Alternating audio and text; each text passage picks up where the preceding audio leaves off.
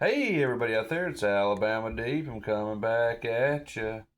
Alright, so here we are today, and we're going to do a video.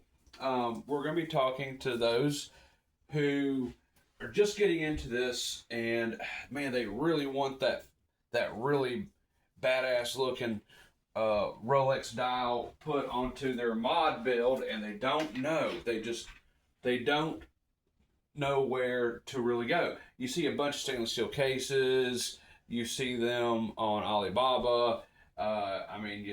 You see them on AliExpress. I mean, you see them everywhere.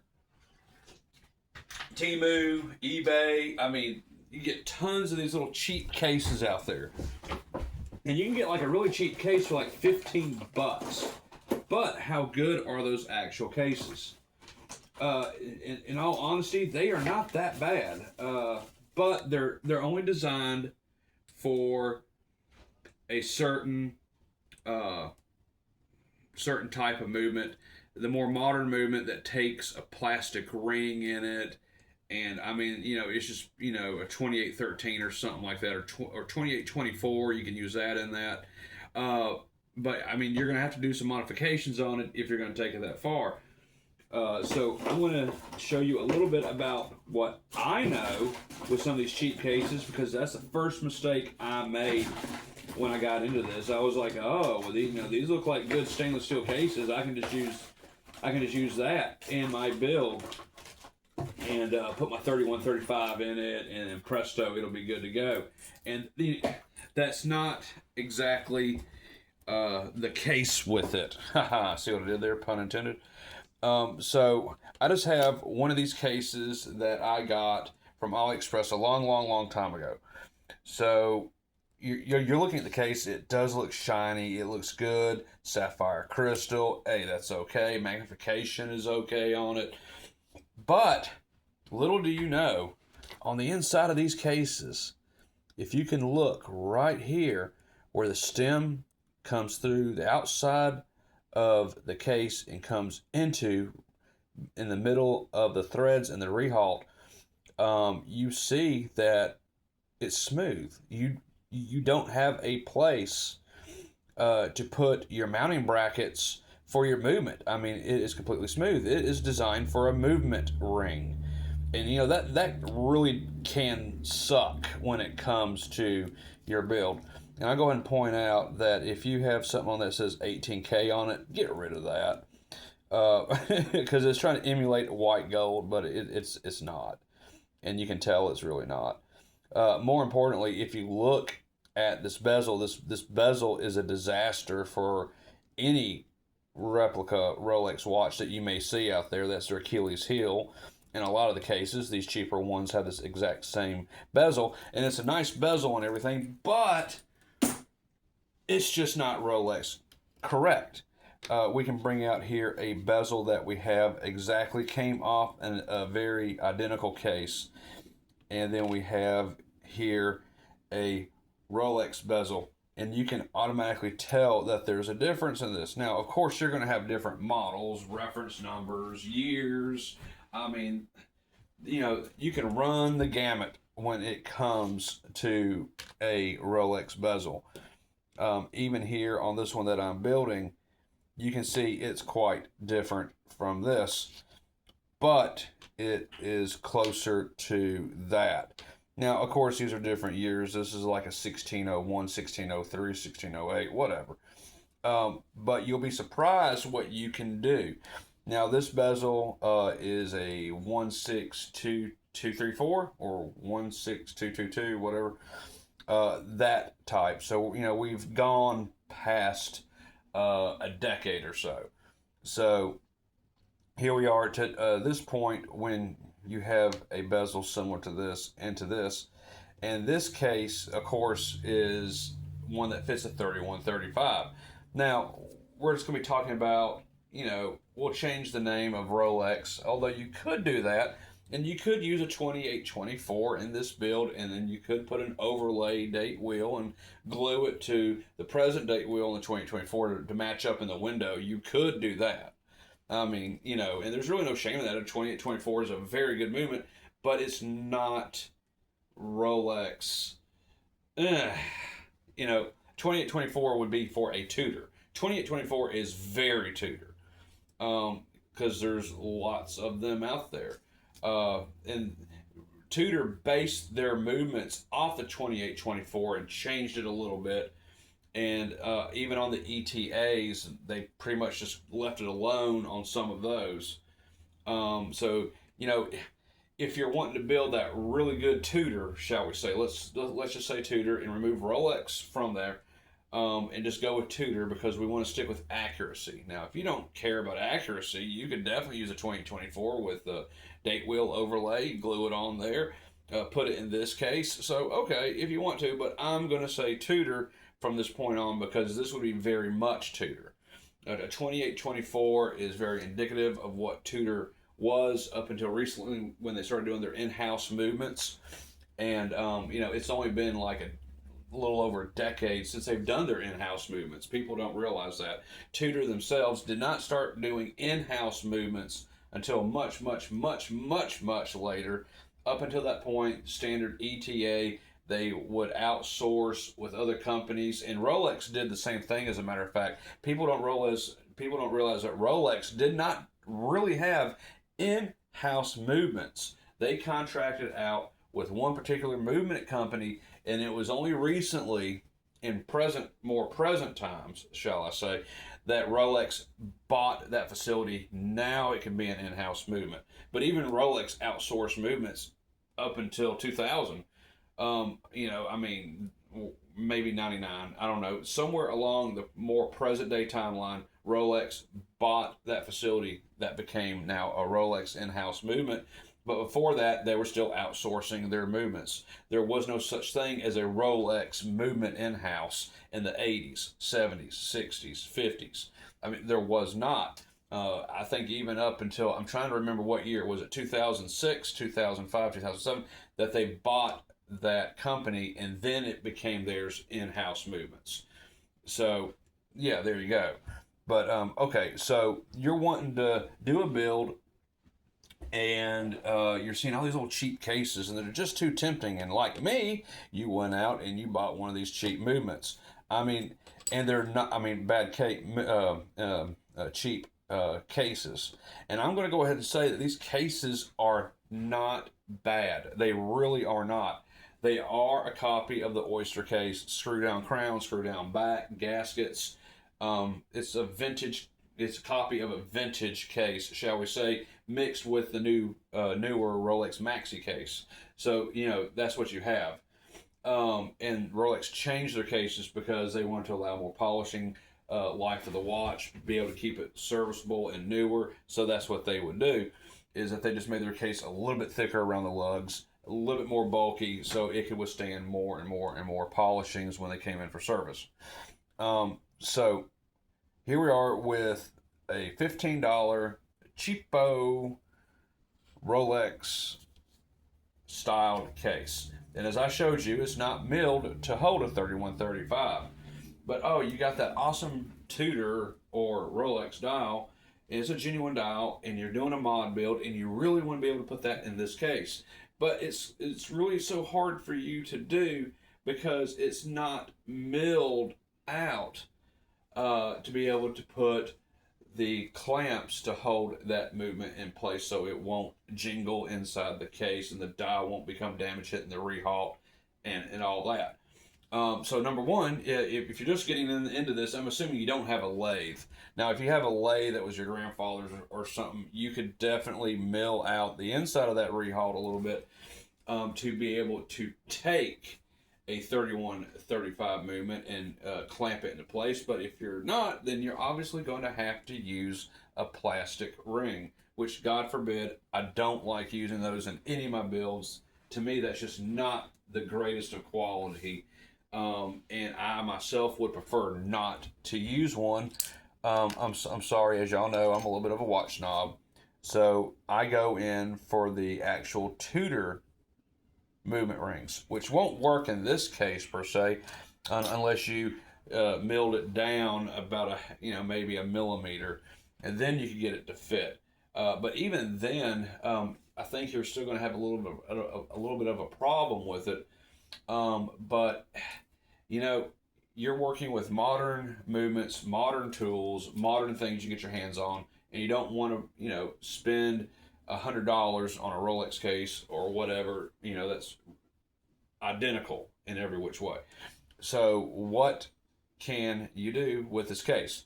Well, one thing that's good about these cases is that they are 100% almost on the dot with a real Rolex case. And for this demonstration, I do have a Rolex Crystal. It is damaged and cracked. It'll never be in a Rolex again.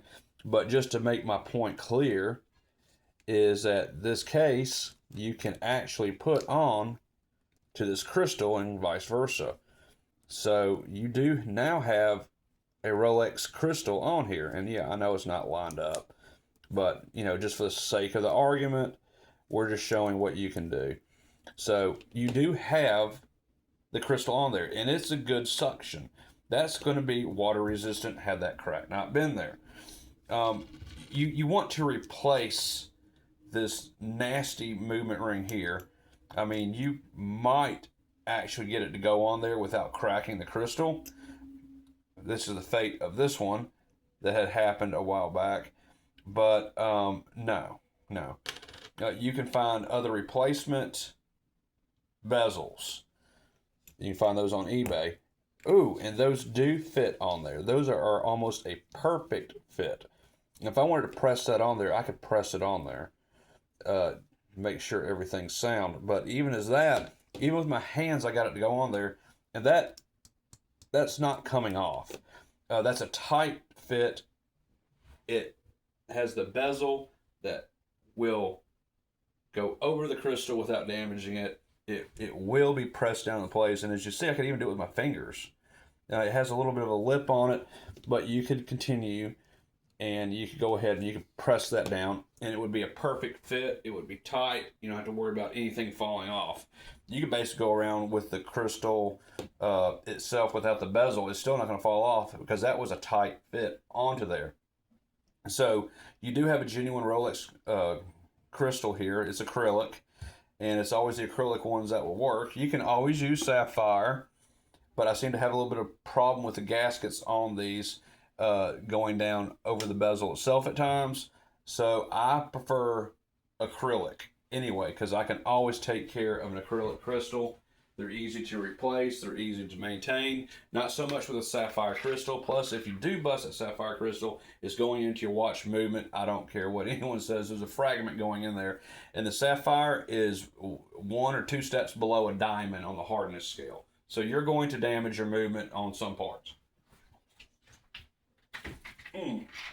So now we have a case that looks more Rolex. That looks a lot more Rolex than what it did previously with the other one I showed you. Replacing the crown, you can use a genuine Rolex crown on this. They will interchange and they will go on. In this particular case, you can get these cases to generally take any Rolex crown. They come in different sizes, 5.3, 5.5. Just I would start on the lower end, because what you do have on some of these is that you'll have this little shaft piece that goes on there, and that's where the spring is for screwing the crown down. That'll be thicker than others, and I think that's how they measure that. So about a 5.3 would fit and screw down. You might want to go up a little bit higher to find the perfect match, as in case with what I did with mine, and I can't honestly tell you the size of this crown, but it's a 5.3 or higher, and that does go on. You want a nice seal, pressing it in to the cylinder on this, so as you slide it in and out, you feel the friction of the rubber and the metal connecting with each other to keep the water out. And of course, there's another gasket on the inside of the crown. As you tighten it down, the lip and the gasket will touch, and then that helps as well with keeping the water out. So you're to the point where you have your crystal on, you have your bezel on, you have your crown ready to go, and you have your Tudor dial, in this case, and movement. And you can find those movements off eBay all day long. You can find Tudor movements with the dial and hands from $200, $300, $400. You can have a genuine Tudor movement dial and hands, and you can just simply recase it into something like this. You'll have to work with it when it comes to the movement ring that goes in there. I know it's going to be plastic for the most part, so you don't want a real tiny movement that's behind that dial. You want something that's about 24, 25 millimeters, something along that line. And you can use that pressed up against the dial itself to keep this in place, and then you can put it together and it would wind and operate just as any Tudor would, and you simply just recased it. Now, that's just a quick way of doing it with using a cheaper case. I personally have done the plastic ring on my Tudor builds before. If anyone can watch my videos back where I had this Tudor, before I found a much better case for it, I had it in one of these maxi cases. So I also want you to keep in mind that when you're doing a Tudor build like this, you need a 28.5 to 29 millimeter dial. So you'll need a bigger Tudor dial than what is out there at times, which they mainly have a 27 millimeter dial. You're a little bit short on the millimeters. It won't work in this build. So you have to have a 29 millimeter or 28.5 for this to work. So definitely keep that in mind. You have to have the proper size dial to go in there with it. And that's just what you've got to do. If you're going to use these style cases, that's just a little video I just wanted to throw out there to help those who are just getting into this and they don't understand a lot of the steps that are taking when you're measuring up your dial to your case and what type of case to use. And these cases are like $15 or less. You can get them very, very cheap. They are good cases and they do have uses for your builds, but you know it's good to modify these cases and go from there. I wouldn't just use a case straight off eBay with this original dial on it. I mean, I just would not, because it just looks atrocious to me. I have to do a little bit of modification, or even go, if you can find a Tudor with a 36 millimeter case. You can Google that and find a bezel for a Tudor in a 36 millimeter, which, I mean, this is Rolex, so I mean, that's all fine and well. Rolex makes both, you know, back in the day. And it was by Rolex for Tudor, is how they coined that. Like the original Rolex design, blah, blah, blah, blah, that you see on the back of the Tudor watches at times, or they would use a gold Denison case. Because they would often outsource cases at times, especially back in the 40s, 30s, and 20s. They outsourced all types of cases for Tudor on some of their watches. Not all of them, but some of them. You know, the Oyster case was kind of the hitch when you got a Rolex watch, so vice versa for Tudor. But for dress watches, I don't think they would have a waterproof watch like Rolex did with their Oyster case. It'd just be a Denison case, or they would have used an Oyster case, just depending on which watch it was. So I just thought there'd be just a little bit of information to throw out there, so you can see what you can do with what you have out there, and what you can create with what you're able to find. Now, if you do want a perfect Oyster case and you want one that's going to be identical, you can actually go buy a real Rolex case for $230, $300 off eBay. Of course, you're not going to pay $15 for it like this one, but I mean, you're getting the genuine article in that regard. And then you can recase the Tudor movement and dial into that, since they are indistinguishably no different in the 34 millimeter size and the 36 millimeter size. A 36 will marry a 36, a 34 will marry a 34. You just have to look at it and see which one you have found, which one you're going to buy, and which one that you're determine to use for your build. So anyway, it was just a little information to throw out there. The last little information I can throw out there is that, of course, you now have this Tudor or Rolex build. You got the head completed, and you want to go for a bracelet. Well, keep in mind with a 34 millimeter case, it's going to be a 19 millimeter bracelet. This one's a 20 millimeter, and you can see that there's a difference in there. Well, that's because this is a 36 millimeter case, and it's designed for a 20 millimeter end link for the bracelet. Now, I'm going to go ahead and throw this out there. If you don't already know, it can be a little bit of gold for you. But if you have a 34 millimeter bracelet, or should I say this, you have a bracelet that came from a 34 millimeter Tudor watch case or Rolex case, you can just simply change the end links. A lot of the times you can, and it'd be a perfect fit either which way. So I think on a lot of them that they just made the bracelets for 34 and 36, and they just use different end links, and that just saved them a lot of money and not having to produce two different bracelets that way. And then it'll be serial numbered and referenced with its proper category of watch, and then put out to sell. So yeah, you can change out bracelets as long as you change out the end link on it, 19 millimeter and 20 millimeter. So I thought I'd just do an informational video for y'all. I've got to go to work. Guys, gals, I'm off tomorrow, so I will be working tomorrow on some of this. I've been doing work on the Tudor movement. I'll go ahead and bring it in. Let's get this out of the way. I have been working on the Tudor movement. I have given it a little bit of a light service. I have to finish up the service on the underside because I was working on the balance pivots themselves, and I was working on the jewels. And if you can just come in, I think, take a look at this. I still don't have it clamped down all the way because there's the balance jewel right there for the pivot on that, but it's not down all the way.